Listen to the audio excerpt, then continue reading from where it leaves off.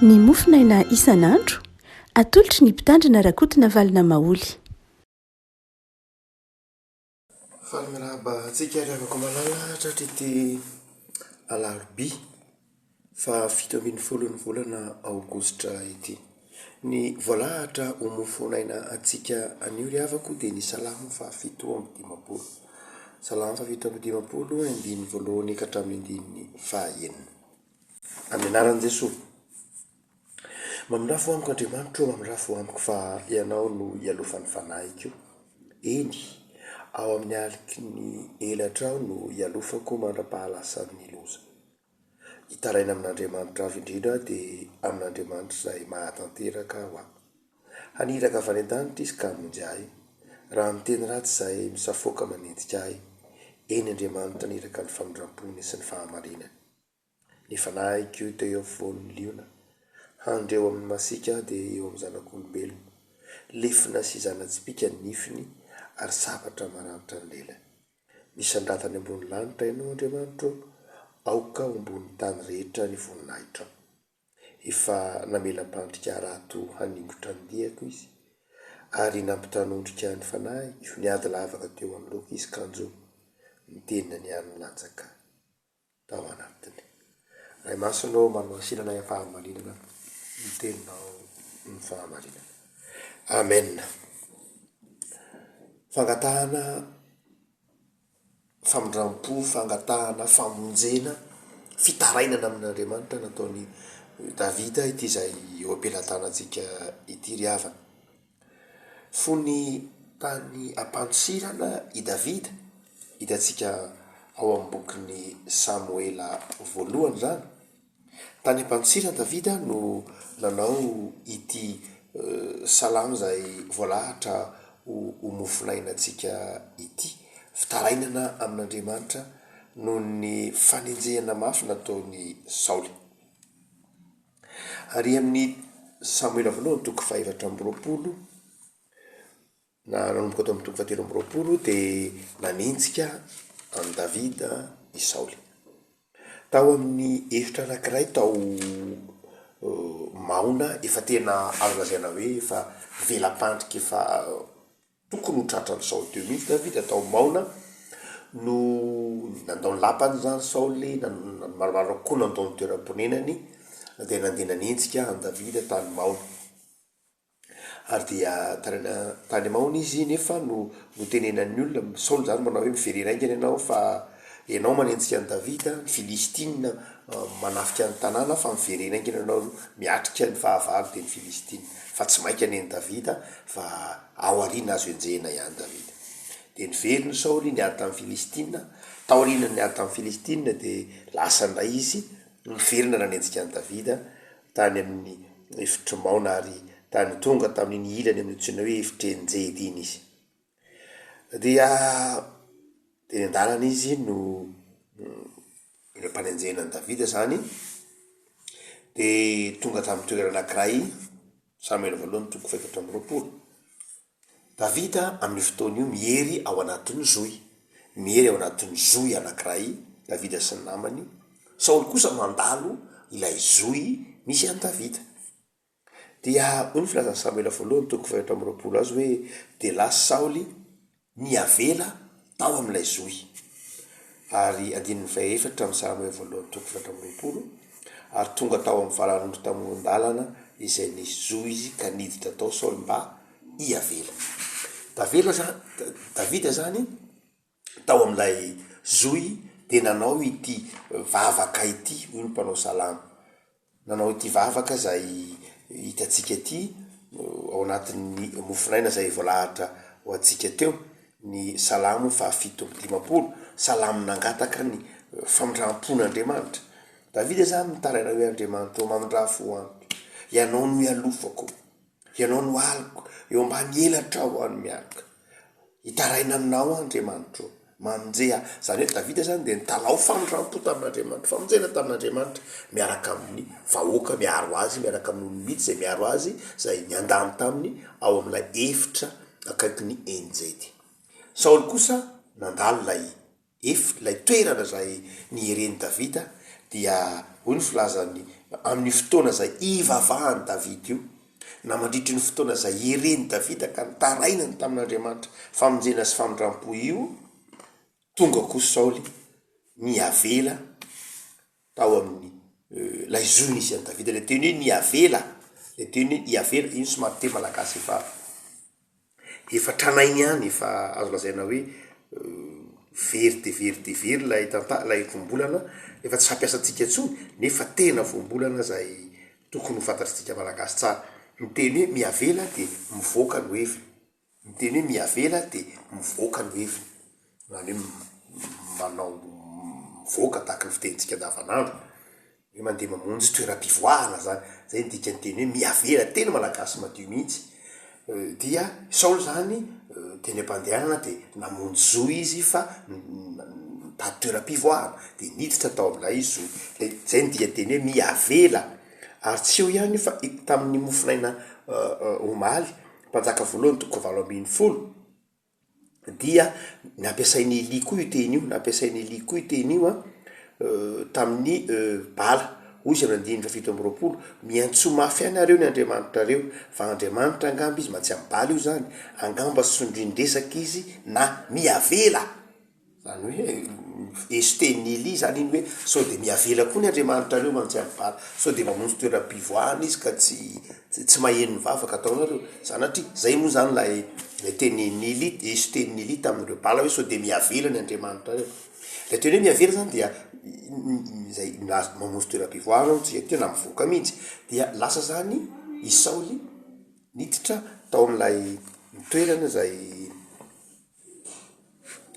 nihereny davida niavela tao izy ary dia hoy ny olona miteny tamin'ny davida manao hoe zao ny fotoana noloran'Andriamanitra anao any Saoly dia davida teo lay tsy nikasy tanana any Saoly fa nandidiny nanapahany sisiny kapotiny de lasa izy naneo tamin'ny Saoly fotsiny izy manao hoe raha namony ainao aho de matoky ianao fa sanatria amiko nikasika ny voahositry Jehova zany hoe valim-bavaka davida zany eto mangataka famindrampo ary eo ny eo Andriamanitra de nanolotra ny davida ny fahavalony valim-bavaka eo ny eo davida mihery ao anatin'ny zoy ary de noentin'Andriamanitra ao amin'ny zoy samy lery iso tsy niaraka tamin'ny miaramila satria andeha avela fa izy moa de araka n'olona de izy re raha ohatra ka novonoan'ny davida izy de matiny davida afaka malala misy fotoana mitalao famindrampo amin'Andriamanitra izy sika de eo ny eo de mivaly mivavaka eo ny eo de mivaly mivavaka nasehon'Andriamanitra tamin'ny davida fa mihaino vavaka izy nasehon'Andriamanitra tamin'ny valy nitarainany davida hoe ianao angeny alofako davida de natolotr'Andriamanitra eo amin'ny davida eo ny fahavalo fa ny faharoa afaka malala de zao rehefa nivaly le vavaka davida zany hoe rehefa noentin'Andriamanitra teo amin'ny davida ary Saoly de zao tsy namono ny Saoly davida tsy nikasy tanana ny Saoly davida na natolotr'Andriamanitra teo fa izao nasehony davida tamin'ny Saoly fa endry izy nanaraka ny tenin'ny Paoly moa teo riny fa nanaraka ny fanahiny soatra masina mihitsy zay mampiry lalana ny davida no hoe tsy namaly ratsy ny ratsy izy tsy namaly ratsy any Saoly izy fa nanaraka ny tenin'ny soatra masina hoe aleo an'Andriamanitra ny famalina sanatria amiko io davida nikasika ny olom-bohositry Jehova natolotr'Andriamanitra tsy diso mihitsy davida raha natolotr'Andriamanitra ho azy teo Saoly dia tiany Andriamanitra na izato etrany davida hoe manana fahalemem-panahy ve davida fa ny faharoa de zao raha nandatsaka neny Saoly davida tsy diso mihitsy davida fa izao tsy nanao an'izay davida ary zay toetrany davida tsy namaly faty zay toetrany davida namaly so ny ratsy zay no nandrotan'Andriamanitra azy nasondrotra zany toetra tsara zany davida ny olona rehefa ny valy faty no mibaiko azy de matetiky zany toetrany mpamaly faty zany de sady tsy akasitran'andriamanitra no tsy mahalasa lavitra mihitsy. Ny toetran'ny miandrikendry tohana, ny toetran'ny mpamalifaty de toetrany jentilisa ary tsy mahalasa lavitra amin'ny fiainana na amin'ny fanompon'andriamanitra na am'izay mety hifanilazerana ampiarabelona mihitsy any. De Davida ny safidiny tsy hamalifaty, nangataka amin'ny famindrampon'andriamanitra izy. Nangatahany Davida tsy ny hamono ny Saoly fa nangatahany Davida de zao ny arovan'andriamanitra azy. Navako malala mety betsaka amitsika ny manana fahavalo, mety betsaka amitsika ny mety ho mandalo fizahany-toetra alan'ny olona, tsy tian'ny olona, dia mety manao tony vavaky Davida tony mangataka famindram-po amin'andriamanitra. De inona ny toe-po azy? De ny ambarany salamo da izao, ny zavatra angatahantsika amin'andriamanitra tsy ny amono ny fahavalontsika sanatria, fa ny amonjen'andriamanitra atsika kosa amin'ny tanany ratsy fanahy ary ny ariarian'ny voninahitr'andriamanitra eo amin'ny fiainantsika. Hoy Davida, misandraha tany ambony lanitra ianao Andriamanitra aroka ety ambony tany rehetra ny voninahitra. Ny nangatahany Davida tamin'Andriamanitra de ny arovan'Andriamanitra azy, ary ny angatahany Davida tamin'Andriamanitra de ny ariarian'ny voninahitr'Andriamanitra. Afaka malala kristianina isika, manana Andriamanitra izay mahay zavatra rehetra isika, miaraka amintsika. Manana Andriamanitra izay famindram-po sy fitiavana isika. Dia ampianarin'ity salamo ty ary isika fa ny Andriamanitritsika de mamaly vavaka. Ny Andriamanitritsika mihay ny vavaka, mihay ny taraina tsika, maheno ny sentin'ny fotsika, ary mangataka sika mpamonjy avy any an-danitra mihitsy ary de mamaly zany Andriamanitra. Fa raha mandray lay valim-bavaka omen'Andriamanitra ianao, satria mino ianao fa mamaly vavaka Andriamanitra, de toe-po manahoana no andraisanao ny valim-bavaka? Toe-po tsotra eo anatrehan'Andriamanitra ve, sa toe-po ao anatin'ny valifaty? Raha tolotr'Andriamanitra ho resy eo anoloanao ny fahavalonao, raha ton'Andriamanitra ho resy eo anoloanao zay mangahalanao, zay tsy tianao sanatriny rany, de inona no ataonao aminy? Andatsa ve ianao hoe sakoza sa iteny hoe za kosa aloha mba nanao aka de tsy hamonjy avy ianao any? Fa tsy zany ny toetrany mpanompon'Andriamanitra ampianarin'ny salamo eto, fa toetrany fitiavana tahaka ny Davida. Namela n'Andriamanitra hiady. Nasehon'i Davida fa ampy ho an'i Davida, ampy azy ny fahasoavan'Andriamanitra. Tsy ny fahafatesany Saoly akory, tsy ny fahafatesany ratsy fanahy zava-dehibe, fa ny ahatsapany fa manana n'Andriamanitra Davida. Ny tiany Davida ho tsapany Saoly de zao hoe efa natolotr'Andriamanitra teo ampelantanany ny ainy. Ny zava-dehibe tamin'ny Davida de niovany Saoly. Afako rahalantsika mifanojo amin'ny olona ratsy fanahy, mifanojo amin'ny olona zay mety ho masika fofony antsika, tia hanimba ny fiainantsika, miandrikendry toana am'izay mety hanombanantsika, na de olona akaiky antsika tahaka ny fifandraisan'ny Saoly sy Davida azy. Davida namonjy an'i Saoly tamin'ny Goliata tamin'ny tanany fahavalo. Davida nanavitra ny fanjakan'ny Israely, nefa de fakalana nasetry ny Saoly azy. De mety hotody tahaka zany koa sika nandray, olona tiatsika, olona mifakahazo amintsika, akaikin'ny fotsika, nefa mifofony antsika any ambadika na mivantana na tsy mivantana, te hanimba ny fiainantsika, te hanimba ny voninahitra, ny ady mamboninahitrytsika. Mety mandalo zany ny olombelona, mety mandalo zany tsika reto amin'ity tany fantonovana ty, mety hivadian'ny namana, hivadian'ny olona akaikin'ny fo.